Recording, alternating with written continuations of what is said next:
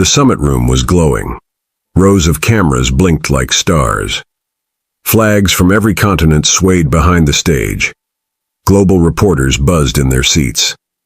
At the center stood Captain Ibrahim Traoré, eyes calm, posture steady.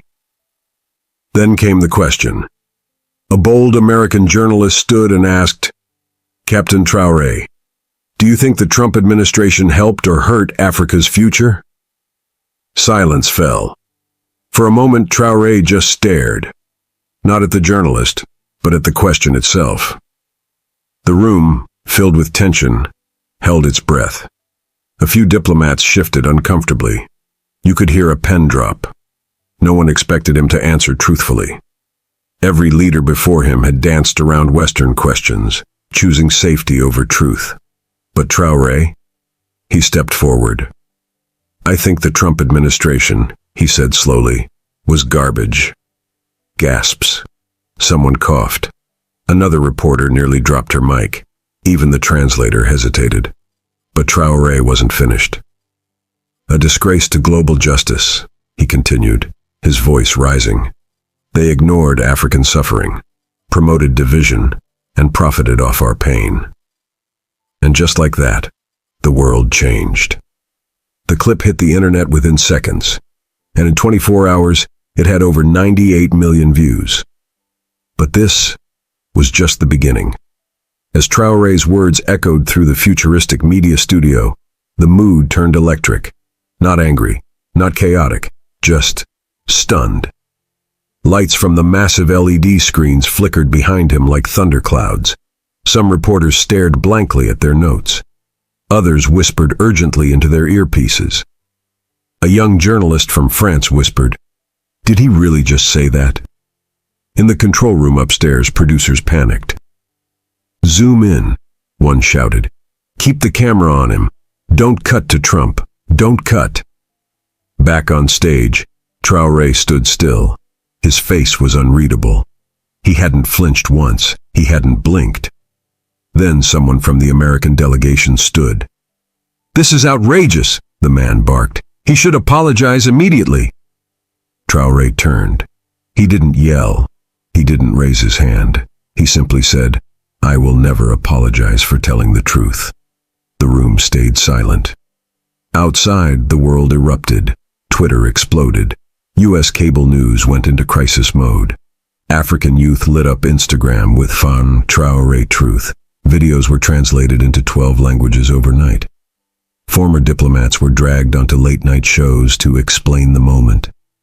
But what no one knew was this. Traoré wasn't done talking. And the next part would shake the world even harder. The moderator tried to move on. "Captain Traoré, with all due respect, perhaps we should stick to..." But Traoré raised his hand, cutting him off. "I have one question," he said, facing the American delegation now. His voice dropped. Slower, heavier, more personal. "How many of our dead did you bury during your great administration?" The room froze again. You could feel the oxygen vanish. He continued, "During the Trump years, American aid was slashed. Our schools dried up. Our hospitals had no medicine. You sold arms to warlords that turned our villages into dust. And when we begged for help, you gave us speeches." He looked down. "In 2018, 49 children died in northern Burkina Faso. Malaria, no medicine. I held one of them. Her name was Adisa. She was 4. Now the camera zoomed in. A tear clung to the edge of his eye. But you want me to smile and say you helped us?" The entire press room was silent. No scribbling, no typing, not even a flash, just quiet heartbreak. And then, slowly, some reporters began to cry. One whispered, "This isn't politics anymore. This is truth." But Traoré wasn't done yet. He was just getting started. Captain Traoré's hand trembled just slightly as he reached for his water. A sharp-eyed reporter noticed a faded scar on his wrist. Barely visible, but there. He didn't hide it. Instead, Traoré looked up and spoke. "You ask why I use that word. Garbage? I'll show you why." He paused. Years ago, before I wore this uniform, I was just a boy. My village had no light, no doctor, no school. One rainy season, a flash flood swept through. I held my mother's hand as she slipped under the water. I was 11. His voice cracked just once, but he kept going. The next day, I dug with my bare hands through the mud. That scar? He held it up. Came from trying to pull her out. The room was dead silent.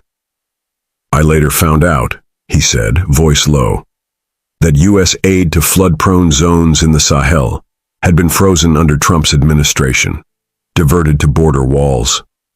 A camera clicked. And you want me to pretend that didn't happen?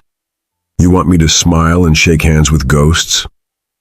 Some reporters had tears in their eyes, and for the first time, the world began to listen, not just to a soldier, but to a son who had survived. A journalist from Germany finally spoke. She was trembling. Captain Traoré, she said gently, do you believe the Trump administration did that? Intentionally. He looked straight into her eyes and said nothing. Not at first. The silence made people lean forward. Even the security guards at the doors were frozen in place. Then Traoré spoke.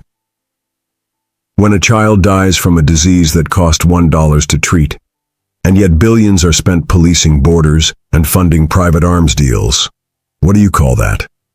No one answered. Intentions don't matter to the dead, he added. Policy kills quietly, like smoke in the lungs. A man from the U.S. delegation suddenly stood, face red. This is slander. But before anyone could respond, Traoré calmly lifted a folder from the podium. He opened it. Inside were photos. Dozens, real ones. Children, some smiling, some not. Names, villages, dates. Each one of these, he said, holding them up, is someone we lost. Because of silence. Because of neglect. Because our pain was inconvenient. A few reporters wept openly. And the internet, it exploded. Africa deserves, better began trending in 37 countries in 1 hour. But the next part of Traoré's message would break the world's heart. Traoré's voice changed, softer now. This photo, he said, lifting a worn, slightly torn picture, is Fatou. He looked at it a moment, then continued. She was 9. She loved sunflowers and red apples, even though we rarely had them. Reporters leaned in. No one blinked. She was shot, by mistake, he added. A militia group, armed with weapons traced back to an American arms broker, raided her village. The room stilled. I was too late, he said, his voice now shaking. She died in my arms. She kept asking me if I had brought her an apple. One reporter dropped her pen. Traoré's eyes glazed, but he didn't cry. I buried her myself. No one came, no official, no rescue, no aid. Just me and a broken shovel. Now even the translator had to pause, choking up mid-sentence. I don't say garbage for shock, Traoré said, standing tall. I say it because I remember the smell of that graveyard, the silence of the world while we begged for help. Gasps, quiet sobs, eyes red across the room. And outside, millions watched, unable to look away. Because suddenly, Africa was no longer a headline, it was a heartbeat. As the tears silently ran down a few cheeks in the audience, a journalist from South Korea asked gently, Captain, what do you believe Africa deserves? Traoré didn't answer immediately. He walked slowly to the edge of the stage, looked at the sea of faces, and beyond that, the thousands of cameras beaming live across the world. Then he spoke. We were never powerless, he said. We were just ignored. He pointed at the wall-size screen behind him. It flickered on, showing satellite images of Burkina Faso, Mali, Niger. Cities turned into dust, crops scorched, fields abandoned. All that happened, he continued, While Western powers built data centers and luxury resorts, while they held meetings and gave speeches, while we buried children. He turned back toward the U.S. delegation. You say Africa is corrupt. You say we lack order. But tell me, who armed the militias? Who stole our minerals? Who redrew our borders? Not a single person responded. Because the truth was no longer hidden in reports or textbooks. It was here, raw, painful, and impossible to look away from. And for the first time, the audience didn't see Traoré as just a leader. They saw him as a witness. While the summit room held its breath across the Atlantic, phones were ringing. In Washington, D.C., officials watched the live stream in disbelief. One aide rushed into a quiet office. "Sir," he said it again, "he's trending in every country." Former Trump advisor Paul R. scoffed. "He's just looking for attention." But someone else in the room wasn't so sure. "This isn't noise," a junior diplomat muttered. "This is truth, and the world is listening." Back at the summit, a senior CNN correspondent received a message on her phone. She glanced at it, then looked up with wide eyes. "They want us to cut the feed." The producer whispered back, "It's too late. We've already gone viral." Traoré, unaware of the calls being made, raised his voice once more. "You say we must respect power," he said, "but I was taught to respect life." He pulled out a folded letter, handwritten, smudged. "A little boy gave me this. His father died crossing the desert, hoping to reach a country that would treat him like a human. He opened it. All it said was, 'Do they see us now?'" The room went silent, and for millions watching, the answer was finally yes. Something had changed in the room. Not a single person looked at their phones anymore. Not a single flash went off. Everyone was locked on Traoré, even the ones who had tried to mock him at the start. And then he asked a question no one expected. "Have any of you ever buried a child with your own hands?" No one spoke. "I have," he said. 4. One by one, he named them. Fatou, Idrissa, Pauline, Naima. Each name felt like a wound opening in the air. They were not soldiers, not rebels, just kids, he said, eyes dark. They died because policies were made without thinking of people like them. The translator broke down. A BBC reporter excused herself, visibly crying. But Traoré wasn't finished. "I'm not here to insult anyone," he said. "I'm here because silence killed them, and silence will kill more, unless someone finally says, 'Enough.'" A storm of emotion swelled in the studio, and just when it seemed it couldn't get heavier, he turned to the audience and said, "If I am the villain for speaking this truth, then what do you call the ones who caused it?" No one had an answer. The silence in the studio cracked when a woman stood. Red blazer, white notebook. Press badge that read, U.S. State Department, Special Envoy. She cleared her throat. Her voice was firm. "Captain Traoré," she said, "you've made strong statements. But can you prove that American policies directly caused these deaths?" Traoré didn't flinch. He turned toward her, gently picked up a black folder from the podium, and held it up. "I didn't bring proof to accuse anyone," he said. "I brought it because the dead deserve truth." He opened it. Inside were pages of declassified reports, signed export permits, and satellite images marked with the seal of American defense contractors. He walked down the steps, straight to her, and handed her one page. 2019. Arms moved through Niger. Supplied to a group known to terrorize northern Burkina Faso. The same week my niece's school was bombed. The woman read it. Her hand shook. Then he pulled something from his coat pocket, a child's burned textbook. Charred, but still legible. "I picked this up from the ruins." No one said a word. Even the woman in red quietly sat down. And the world? It leaned closer than ever before. Just as Traoré placed the textbook back on the podium, the lights cut out. Total darkness. Gasps, nervous murmurs, phones lighting up faces. The massive digital backdrop turned black. Then, click. A single emergency light turned on. Traoré stood beneath it like a statue. The moderator's voice cracked through the shadows. "We're experiencing technical difficulties. Please stay calm." But Traoré raised his voice. No microphone. Just him. "You can shut off the lights," he said, "but you can't shut off the truth."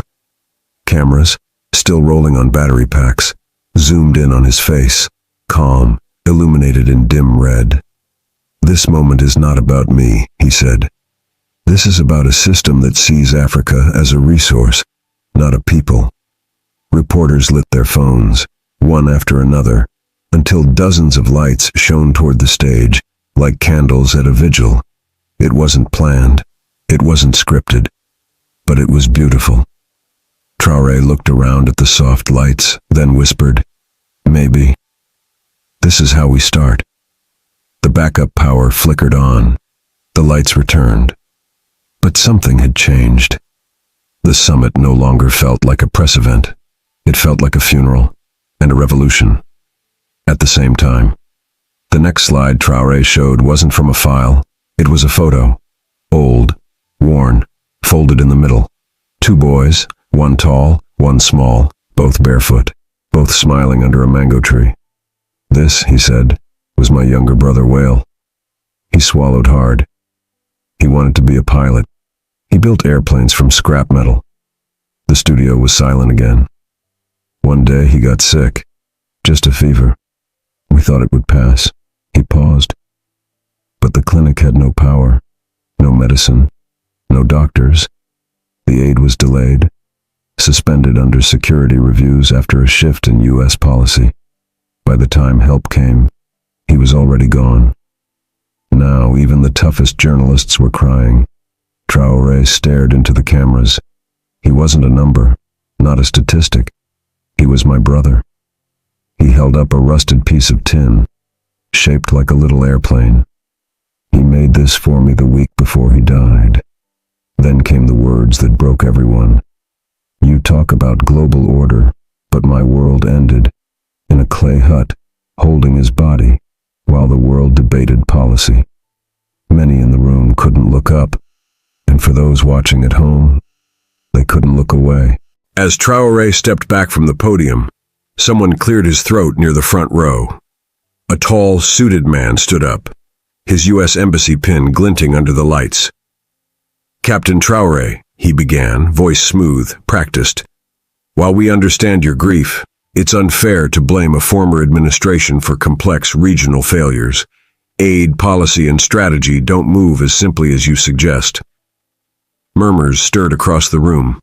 Traoré didn't respond with anger. He simply nodded and asked, "May I ask where you were in 2019? The man blinked. "Washington." Traoré nodded again. "In 2019, I carried two bodies. My cousin's son, 14, who died in a raid funded by foreign arms, and a girl, 11, whose lungs filled with dust during a sandstorm because the clinic downwind had no air filters. That clinic lost funding that same year." He stepped forward. "You see complexity. I saw death." The man's lips parted, but nothing came out. And then, with quiet force, Traoré said, "You don't get to rewrite our pain with politics." The room, stunned, erupted into respectful applause. And online, millions now saw him not just as a soldier, but as a shield. A journalist from Brazil raised her hand slowly. "Captain Traoré, if I may ask, how do you carry all this pain?" Traoré didn't answer at first. He looked down at his hand, still holding the small airplane made by his late brother. Then softly, "I don't carry it." He looked up. "I live with it." The room fell into complete silence. "I was engaged once," he said, surprising everyone. "Her name was Samira. She believed in building libraries for girls in the north. She was brave, brilliant. He paused, swallowing hard. She was 7 months pregnant when her convoy hit a landmine. It had been placed by a splinter militia group, a group funded by weapons moved during the Trump years. He pulled a necklace from inside his shirt, small silver, shaped like the letter A. I was going to name her Aicha, after my grandmother. By now, multiple reporters were openly weeping. The translator's voice cracked again. She never opened her eyes, never took a breath, but I remember her heartbeat against my palm when I held Samira's belly, the night before the attack. Then quietly, they erased 2 generations with one blast. And still, he stood tall. You could hear nothing now except the soft hum of studio lights.